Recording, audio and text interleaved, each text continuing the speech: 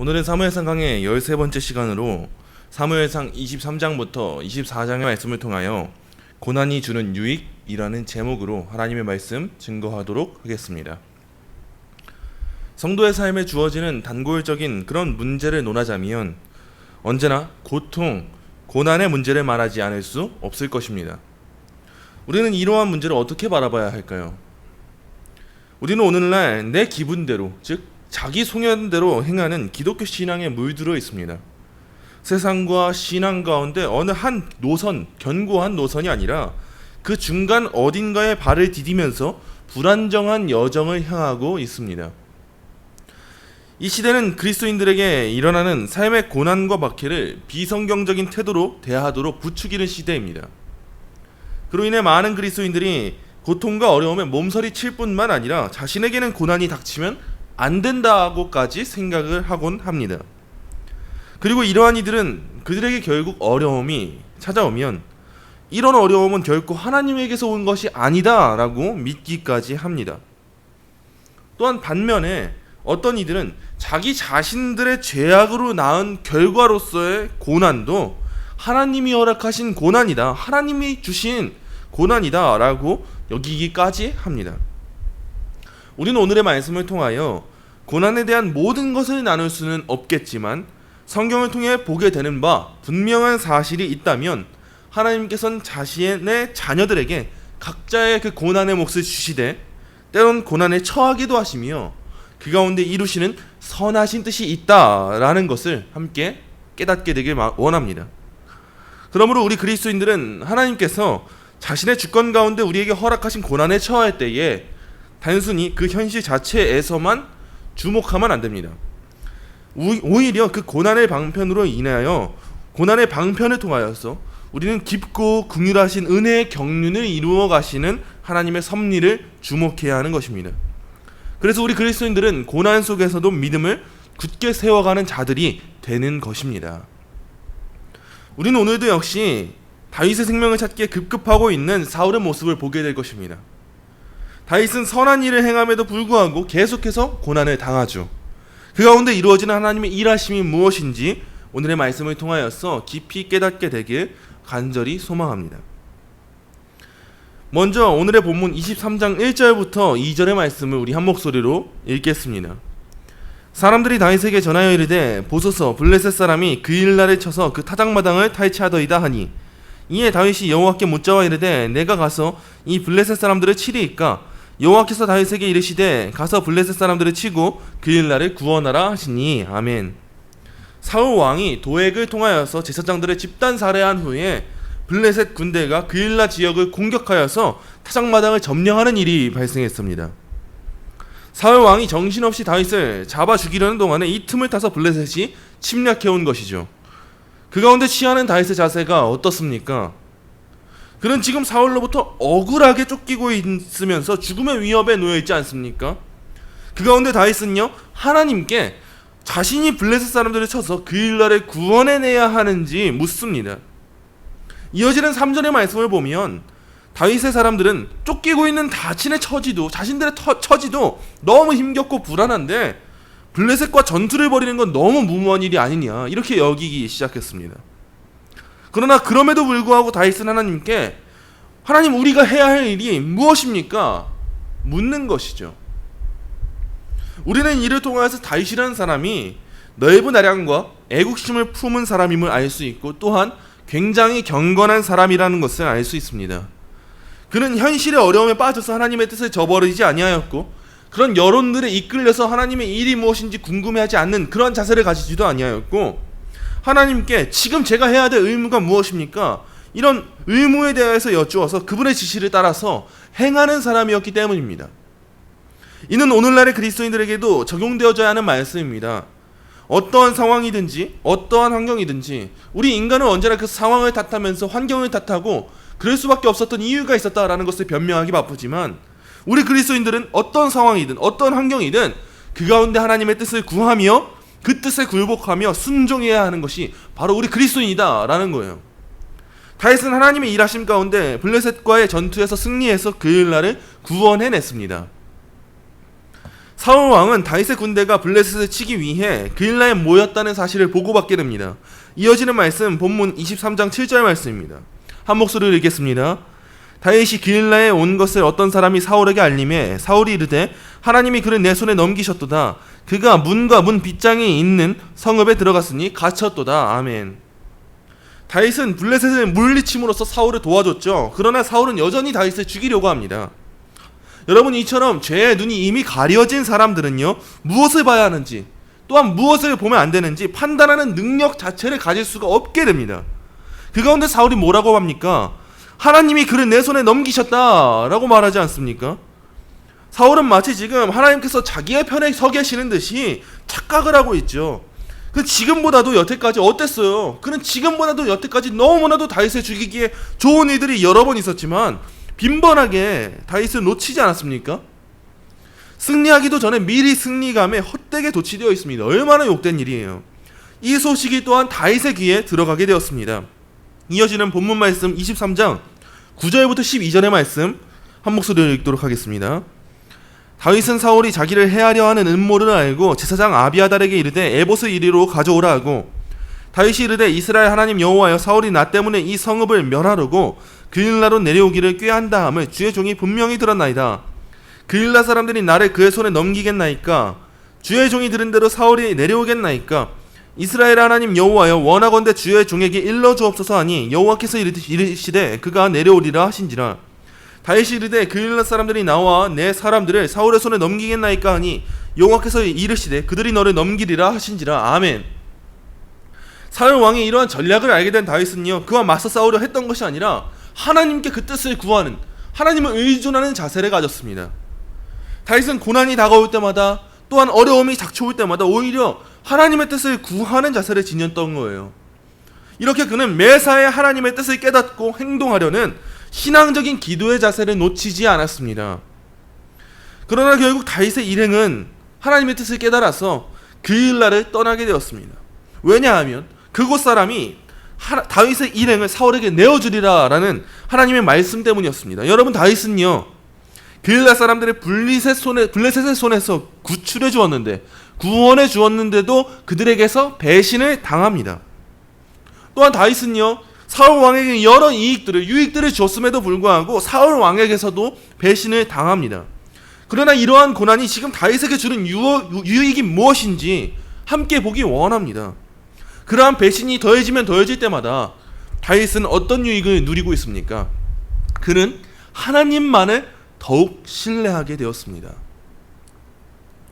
결국 다윗은 자신의 군대를 이끌고 떠나는데 어디로 가야 할지 알지 못했지만 하나님의 보호하심을 믿으면서 그분의 섭리를 따르기로 작정했습니다. 이렇게 하여 또다시 사울에게 읽은 물거품이 되고 말았습니다. 사울은 자신 있게 하나님께서 다윗을 나의 손에 넘기셨다 라고 말했지만 실상 하나님은 다윗을 자신의 손으로 건져내셨습니다. 시편 109편 4절에는 다윗의 이러한 괴로운 심정이 잘 나타나 있습니다. 다윗은 이렇게 고백합니다. 나는 사랑하나 그들은 도리어 나를 대적하니 나는 기도할 뿐이라. 아멘. 이후 다윗은요, 광야에도 있었고 산골에도 머물렀으며 숲풀에도 있었습니다. 그는 겸손하게 하나님의 뜻을 따르면서 사울과 싸우기 위하여 병력을 끌어모으지 않았고 전투도 벌이지 않았고 복수하지도 않았으며 자신의 고난을 불평하지도 않았습니다. 그는 그러한 시도조차도 하지 않았습니다. 오직 하나님의 방법을 따르며 하나님의 때를 기다렸습니다.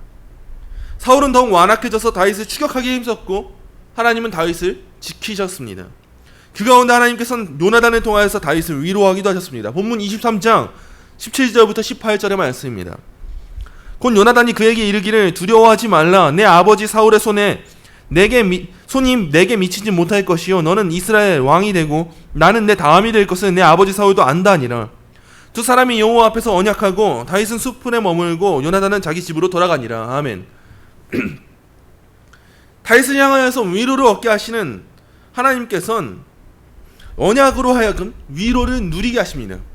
하나님께서는 다윗에게 다른 어떠한 무언가로 위로를 누리는 것이 아니라 언약이라는 것을 통하여서 위로를 얻게 하시는 거예요. 비록 요나단과 다윗 간의 언약이지만 하나님 앞에서의 언약이었고, 이를 통하여서 다윗은 자기 자신의 인생이 하나님의 놀라우신 계획 가운데 이루어지고 있음을 더욱 확신하며 위로를 얻게 되는 거예요. 이제 다윗은 이러한 고난 가운데 더욱 담대하고 굳어진 믿음으로 나아갈 수 있게 된 것이죠. 그러나 중요한 것은 그것입니다. 다윗이 무엇으로 위로를 얻습니까? 언약입니다. 이어지는 본문 말씀 19절부터 21절의 말씀 한 목소리로 읽겠습니다. 그때 10사람들이 기브아에 이르러 사울에게 나와 이르되 다윗이 우리와 함께 광야 남쪽 하길라산 숲을 요새에 숨지 아니하였나이까? 그러하온즉 왕은 내려오시기를 원하시는 대로 내려오소서. 그를 왕의 손에 넘길 것이 우리의 의문이이다 하니 사울이 이르되 너희가 나를 긍휼히 여겼으니 여호와께 복받기를 원하노라. 아멘. 여러분, 다윗이 거하는 곳마다 사울을 향한 제보가 일어납니다. 그 가운데 사울은 하나님께서 그를 떠나셨는데도 자기 마음대로 하나님을 주장하는 것처럼 여호와의 이름으로 아부자들을 축복했어요. 하나님을 거스르고 하나님을 욕되게 하면서도 그는 하나님의 복을 빌면서 악행을 지속하는 것입니다. 사울은 제보를 듣고 다윗을 잡을 생각에 아주 신이 났습니다. 그러나 다윗의 군대가 심각한 위기에 처했을 때 사울에게 급한 전령이 찾아옵니다. 본문 23장 27절 말씀입니다. 전령이 사울에게 와서 이르되 급히 오소서 블레셋 사람들이 땅을 침노하나이다. 아멘. 하나님께서는 그의 성도를 위기에서 구하기 위한 다양한 방법으로 그를 구원하십니다. 성도들을 구원하십니다.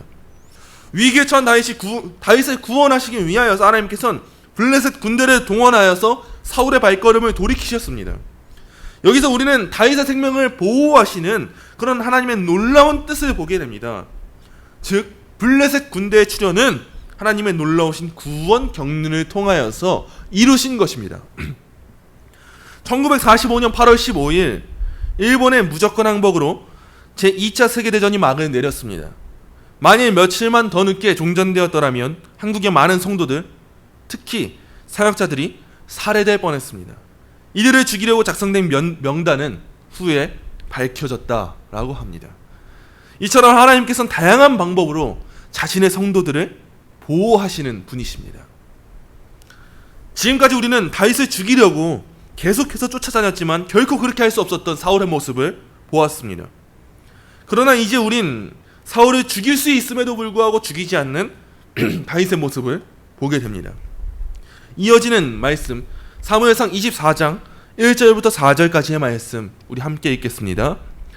사울이 블레셋 사람을 쫓다가 돌아오매 어떤 사람이 그에게 말하여 이르되 보소서 다윗이 엔게디 광야에 있더이다 하니 사울이 온 이스라엘에서 택한 사람 3,000명을 거느리고 다윗과 그의 사람들을 찾으러 들염소 바위로 갈새 길가 양의 우리에 이른즉 굴이 있는지라.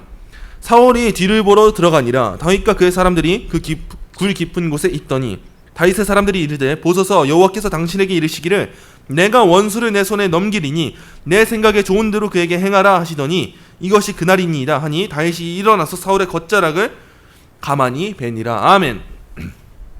하나님의 섭리가 사울의 발걸음을 다윗과 그의 사람들이 숨어 지내는 굴 속으로 인도합니다. 본문 3절에 보시면 사울이 뒤를 보러 들어갔다라고 나와 있는데 여기에 나오는 뒤를 보다 라는 말은 학자들로 하여금 두 가지 해석으로 나뉘어집니다. 첫째는 사울이 용변을 보기 위해서 그 굴에 들어갔다는 것이고, 둘째는 사울이 잠을 자기 위해서 그 굴에 들어갔다라는 것입니다. 사실 크게 중요한 것은 아니지만 많은 학자들이 사울이 잠을 자기 위해서 굴에 들어갔다라는 견해를 따르고 있습니다. 왜냐하면 그저 용변을 보았을 경우 자기의 옷자락을 베는 것을 몰랐을 리가 없기 때문이다라는 거예요. 사실 그렇게 중요한 문제는 아닙니다. 어쨌든 간에 사울이 다윗의 무리가 거하는 굴에 들어왔을 때 다윗의 사람들이 결코 이 기회를 놓치면 안 된다고 다윗에게 신신당부하면서 사울을 죽일 것을 촉구합니다. 누구라도 다윗이 처한 상황이라면 사울에게 자비를 베풀지 않을 것입니다. 그러나 다윗은 달랐죠. 사울에게 직접적인 해를 끼치지 않으며 그의 옷자락 일부를 칼로 베어냈습니다. 이어지는 말씀 5절부터 6절 함께 읽겠습니다. 그리한 후에 사울의 옷자락 뱀으로 말미암아 다윗의 마음이 찔려 자기 사람들에게 이르되 내가 손을 들어 여호와의 기름 부음을 받은 내 주를 치는 것은 여호와께서 금하시는 것이니 그는 여호와의 기름 부음을 받은 자가 됨이니라 하고. 아멘. 다윗은 사울 왕의 옷자락을 일부를 벤 것으로도 마음이 편하지 않았습니다. 왜냐하면 사울의 옷자락을 벤 자기 행동이 하나님의 기름 부으신 왕을 해롭게 한 것이라고 여겼기 때문이에요. 이처럼 그는 예민할 만큼이나 하나님을 두려워했습니다. 그의 양심은 매우 맑아서 아주 작은 죄도 용납되지 않았습니다. 또한 다윗은 자신의 사람들로 하여금 사울을 죽이지 못하게 했습니다. 다윗은 선을 악으로 갚은 자에게 또다시 선으로 갚았습니다. 여러분, 이렇게 함으로써 다윗은 자신의 핍박한 자들을 구원하는 예수 그리스도의 모형이 되면서 동시에 선으로 악을 이겨야 하는 모든 그리스도인들에게 가장 좋은 모범이 된 것입니다. 다윗은 사울을 뒤따라서 굴에서 나왔습니다. 비록 사울을 죽일 기회가 있었지만 다윗은 이 기회를 활용하여서 그의 적개심을 불식시키고 자신이 왕이 의심하는 그러한 사람, 왕을 반역하는 사람이 결코 아니라는 걸 사울에게 납득시키려고 했습니다. 8절 말씀에 나오는 것과 같이 다윗은 땅에 엎드려 절하여 매우 공손한 자세로 존경심을 표했습니다. 또한 9절에 나오는 바와 같이 아첨하는 자들의 참소하는 말을 듣지 말아달라고 권하면서 왕의 공정한 판단을 촉구했습니다. 또한 11절에 나오는 바와 같이 사울을 아버지라고 불렀습니다. 또한 그는 계속해서 왕을 죽일 기회가 있었음에도 불구하고 자신은 하나님이 두려워서 왕을 해야 하지 않았다는 그런 자신의 무죄함을 증거합니다. 그리고 이어서 사울과 다윗의 사이를 하나님께서 판단해 주실 것이라고 말했고, 자기 자신은 그 앞에서 죽은 개나 벼룩과 같은 낮은 자임을 겸손하게 말했고, 자기 자신은 하나님의 구원하심을 바란다고 간절하게 사울에게 호소했습니다. 그러자 이제서야 사울의 마음이 녹아지게 됩니다. 이어지는 말씀 16절부터 22절입니다. 함께 읽겠습니다. 다윗이 사울에게 이같이 말하기를 마침에 사울이 이르되 내 아들 다윗아 이것이 내 목소리냐 하고 소리를 높여 울며 다윗에게 이르되 나는 너를 학대하되 너는 나를 선대하니 너는 나보다 의롭도다. 내가 나 선대한 것을 오늘 나타냈나니 여호와께서 나를 내 손에 넘기셨으나 내가 나를 죽이지 아니하였도다. 사람이 그의 원수를 만나면 그를 평안히 가게 하겠느냐. 내가 오늘 내게 행한 일로 말미암아 여호와께서 내게 선으로 갚으시기를 원하노라. 보라 나는 내가 반드시 왕이 될 것을 알고 이스라엘 나라가 내 손에 견고히 설 것을 아노니 그런즉 너는 내 후손을 끊지 아니하며 내 아버지의 집에서 내 이름을 멸하지 아니할 것을 이제 여호와의 이름으로 내게 맹세하라니라. 다윗이 사울에게 맹세하며 사울은 집으로 돌아가고 다윗과 그의 사람들은 요새로 올라가니라. 아멘. 다윗에 대해서 그토록 무자비했던 사울을 생각할 때에 지금 사울이 다윗의 말을 끝까지 듣고 있는 것조차도 얼마나 놀라운 일인지 모릅니다. 우리는 사울이 이 일로 말미암아서 특별히 자신의 생사 여부가 다윗의 손에 달려있었다, 더 엄밀하게 하나님의 손에 달려있었다라는 사실을 깨달았을 때 아주 큰 충격을 받았을 것으로 알 수 있습니다. 사울은 소리를 높여서 울었습니다. 또한 다윗을 자기보다 의롭게 보았습니다. 그리고 그는 다윗이 이스라엘의 왕이 될 것을 이제서야 인정했습니다. 그는 다윗이 왕이 된 이후에도 자신의 후손들을 보호해주기를 다윗에게 맹세시켰고 다윗은 맹세했습니다. 그리고 사울과 다윗은 평화롭게 헤어졌습니다. 그러나 여러분, 사울은 결코 참된 회심을 한 것이 아니었습니다. 그는 다윗에 대해 시기심을 품었던 사실을 부끄럽게 여겼지만 이 일 이후에도 또다시 다윗을 죽이려고 합니다. 말씀을 맺습니다. 이것이 오늘의 말씀입니다. 오늘의 말씀은 고난을 당하는 성도들이 보기에는 결코 시원하지는 않은 듯한 말씀입니다. 아니 결국 다윗은 당하기만 하고 져주기만 하고 또 당하지 않는가, 이런 의문을 남기면서 오늘의 말씀은 끝이 납니다. 다윗은 또 당할 겁니다. 그는 선으로 갚지만 돌아오는 것은 또 악일 것입니다. 그러나 다윗은 또다시 선으로 갚을 것입니다.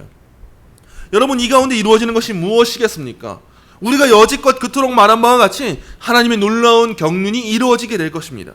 다윗이 왕위에 오르게 될 것이고 다윗의 자손으로 예수 그리스도께서 이 땅에 오실 것입니다. 그런데 오늘은 조금 더 자세하게 이러한 고난이 성도에게 무슨 유익을 주는지를 정리하면서 말씀을 맺으려 합니다.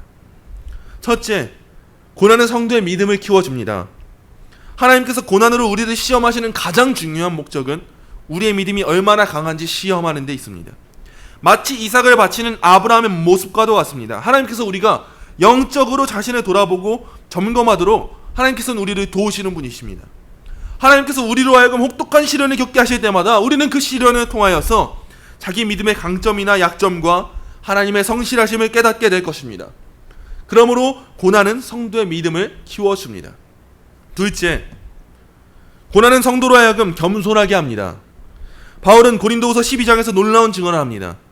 내 육체의 가시 곧 사탄의 사자를 주셨으니 이는 나를 쳐서 너무 자만하지 않게 하려 하심이라. 아멘. 바울은 겸손을 잃지 않도록 하나님께서 육체의 가시를 주셨다라고 고백합니다. 바울의 문제가 정확하게 무엇이었느냐 보다 하나님께서 그에게 그리고 우리에게 왜 가시를 주셨냐가 더 중요한 것입니다. 하나님께서 우리를 치심은 우리가 겸손을 잃지 않게 하기 위함인 것입니다. 이러한 고통, 고난을 통해서 우리는 자신에게 아무런 의미 없고 나는 정말 하나님 앞에서 너무나도 연약한 존재이구나 이것을 깨닫게 되는 거죠. 그리고 이것을 깨닫게 되었을 때 이제 우리는 나는 정말 연약하기에 오직 하나님만을 신뢰해야 하는구나 이것을 바르게 깨닫게 되는 것입니다. 그러므로 우리의 연약함은 하나님의 강하심을 드러내는 가장 큰 무기이자 자랑이 될 수 있는 것입니다. 셋째, 고난은 성도가 한 주인을 섬기게 합니다. 하나님께서 우리에게 고난을 허락하신 이유는 우리로 하여금 세상의 것들을 멀리하게 하시기 위함입니다. 그러므로 다윗에게 인간적인 배신이 더해질 때마다 그는 어디로 나아갑니까? 전적으로 하나님을 신뢰하면서 하나님께로 나아가지 않습니까? 성숙한 그리스도인들은 한 해, 두 해가 흐르면서 시간이 점점 흐르면서 자신이 축적한 이 땅의 일시적인 것들에 대해서는 점점 더 의미를 덜 부여하게 됩니다. 한때는 내가 너무나도 크게 갈망했던 그 무언가임에도 불구하고 하나님으로 인하여서 시간이 지나면 지날수록 이제 우리는 그것에 의미를 부여하지 않게 되는 거예요. 하나님께서는 우리에게 특정한 고난을 주실 때 우리로 하여금 경각심을 불러일으키며 우리가 무엇을 바라볼 것인지를 분명하게 깨닫게 하십니다. 그 가운데 우리는 하나님 한 분만을 우리의 주인으로 삼게 되는 거예요. 마지막 넷째입니다. 고난은 성도로 하여금 영원한 소망을 품게 합니다. 하나님을 고난을 통하여서 우리의 영원한 소망을 더 크게 깨닫게 하십니다. 간단히 말하자면 고난은 우리로 하여금 하나님 나라를 갈망하게 만듭니다. 다윗 또한 그러했습니다. 다윗은 하나님께서 세우시는 제사장 나라를 소망했습니다. 그 가운데 메시아가 오시게 될 것이며 메시아를 통하여 이루어지는 언약의 나라를 바라보았습니다. 그것이 다윗의 소망이었습니다. 그것이 바로 우리에게도 동일하게 주어지는 고난의 목적인 것입니다. 여러분, 결국 이러한 고난을 통하여서 하나님께서 자기 백성들에게 남기시는 것이 무엇이겠습니까? 바로 하나님의 구원을 이루시는 것입니다. 그로 인하여서 하나님께서 영광 받으시는 것입니다. 하나님께서는 고난이라는 과정을 통하여서 자신의 백성들을 거룩하게 하시며 흠이 없게 하시고 책망할 것이 없게 하시는 것입니다. 그러므로 이제 우리는 고난이 찾아온다 한들 참된 성도라면, 하나님으로부터 택함받은 성도라면 그 가운데 하나님께 감사함으로 찬양하고 그 가운데 우리의 믿음이 더해질 수 있는 아주 기쁜 기회가 되는 것입니다. 여러분, 이제 우리는 고난을 바라볼 때 다른 관점으로 바라보기 원합니다. 우리에게 고난이 찾아올 때 하나님께서 나를 통하여 이루시는 선한 일이 있다는 것을 분명히 신뢰하고 하나님께서 이 일을 통해서 우리를 거룩하게 하시며 흠이 없게 하시고 책망할 것이 없게 하신다는 것을 바르게 알고 감사하는 삶을 저와 여러분이 함께 살아내게 간절히 소망합니다. 기도합니다. 하나님 감사합니다. 오늘의 말씀을 통하여서 고난이 무엇인지, 성도에게 주어지는 고난이 무엇인지를 깨닫게 하시니 감사를 드립니다. 주님, 이제 우리는 이 땅을 살아가며 우리에게 고난이 찾아올 때 이 땅의 시선으로 그 고난을 바라보는 것이 아니라 하나님의 경륜 가운데 하나님께서 지금 나에게 이루고 계시는 것이 무엇인가, 앞으로 장차 나를 통하여서 나를 도구로 사용하사 하나님께서 이루신 하나님의 나라는 무엇인가를 바르게 보고 깨달을 수 있는 우리의 믿음을 허락하여 주옵소서. 그 믿음을 간직하기에 이제는 우리에게 고난이 찾아올 때 낙마하고 쓰러지며 지쳐 우는 것이 아니라 그 가운데 기쁜 마음으로 다시 일어나 소망을 품고 위로를 품고 감사함으로 주님께 나아가는 그러한 은혜를 우리에게 허락하여 주옵소서. 주께서 우리에게 이루실 선하신 일을 확신하고 신뢰합니다. 우리의 믿음이 흔들리지 않고 견고할 수 있도록 인도하여 주옵소서. 감사하며 예수님의 이름으로 기도합니다. 아멘.